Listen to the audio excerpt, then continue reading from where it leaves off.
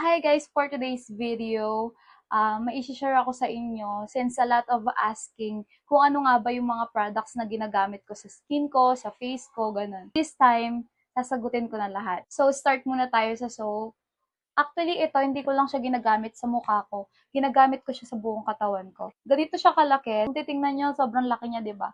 Pang matagalan na to. Pwede nyo siyang hati-hatiin para mas makatipid tayo and para hindi rin siya madaling malusaw. So, ganun yung ginagawa ko. Pero since ito, bago to, ito na muna yung pinakita ko sa inyo. Tignan nyo yung packaging niya. Sobrang simple lang, di ba? Super budget-friendly ng product na to. Yung soap pala na to, ang nagagawa niya is maintain my glowing skin. Tutulungan niyang mag-whiten yung skin mo.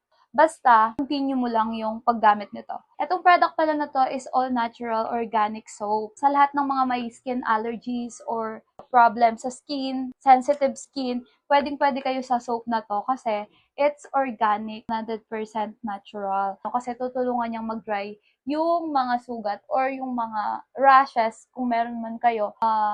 Ma-dry yun and then after 2 to 3 days, mawawala na yun. Ganun yung effect niya. Sa lahat pala nagtatanong kung dry ba to after mong maligo sa skin, hindi po siya. And next na ginagamit ko itong kanilang White Glow Glucocorticoid Arbutin. This 10 times skin whiten, smoothing, revitalizing, moisturizing, light and dark spot. So, before hindi ako gumagamit nito. Like, I mean, ayoko ng lotion. Kasi sobrang lagkit ng iba, 'di ba? Sobrang lagkit sa balat. Before kasi may na-experience ako na sobrang lagkit. Tapos lumabas ako ng bahay, tapos alam mo 'yun, naglalagkit, ganun.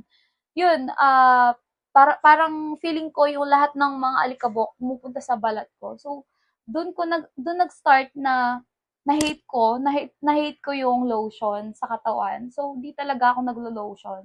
But, since nung nakilala ko si White Glow, nagustuhan ko siya kasi sobrang parang watery lang niya sa skin. And, yun, sobrang, parang, hindi ka man nag-lotion, wala siyang bigat effect. Yun.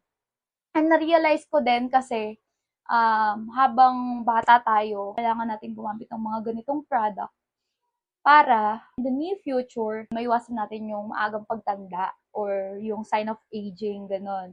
Pero, warning lang mag-ingat kayo sa lahat ng mga products na ginagamit nyo. Siguraduhin yung FDA approved and 100% legit lahat ng ginagamit nyo kasi baka mamaya ang goal nyo is para hindi manda agad yung skin natin or yung mukha natin. Pero, ang effect niya is lalo kayong tatanda or masisira pa yung mukha nyo dahil hindi legit yung mga product. Ito nga pala yung ginagamit ko for sa bahay lang. Ito, meron din silang 100 ml. Ginagamit ko to or dinadala ko to kahit saan. Maliit lang siya and hindi siya mabigat sa bag. Travel friendly talaga siya. So, ayun. Ito yung dinadala ko and ito naman yung sa bahay.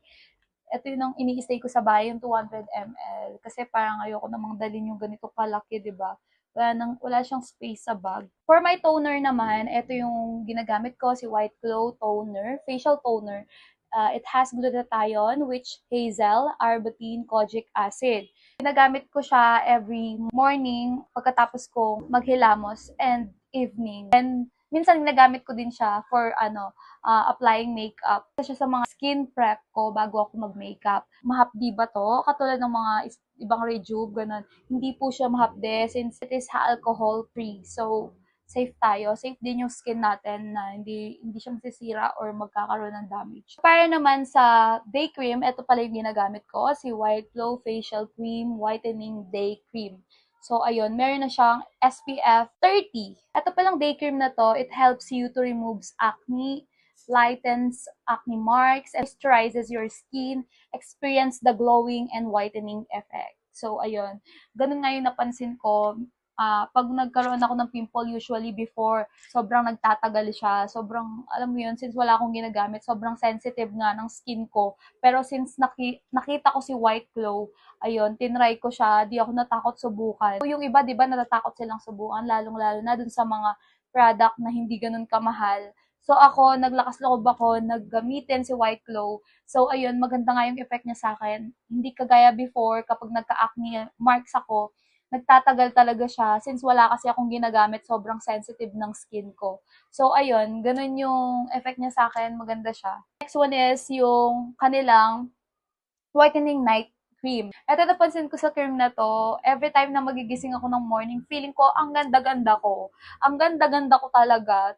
Kasi usually after kong magising, pupunta agad ako sa salamin, titignan ko yung itsura ko, gano'n. So, simula nung ginamit ko yung White Glow Night Cream, feeling ko sobrang ganda ko pagkagising ko. So, ayun, gano'n. Sobrang gusto ko yung effect niya and nakakatulong din siya para ma-renew niya yung skin ko and malighten niya yung mga acne marks ko and blemishes. Sa mga nagtatanong pala kung may bakbak epekto, for me wala. Pero I think it depends sa skin ng tao. Iba-iba kasi yung mga skin natin. Baka mamaya sabihin kong wala, pero sa inyo, nagbakbak siya, di ba? Para sa akin, wala. Kasi hindi na na-experience yon. Pero kahit hindi nagbabakbak, napapansin ko yung effect niya sa akin na sobrang gandang effect talaga. Glowing talaga. So, ayun, I super love White Glow. Sa lahat ng mga gustong gumanda, mag-glow, ayan, gamitin nyo na yung White Glow.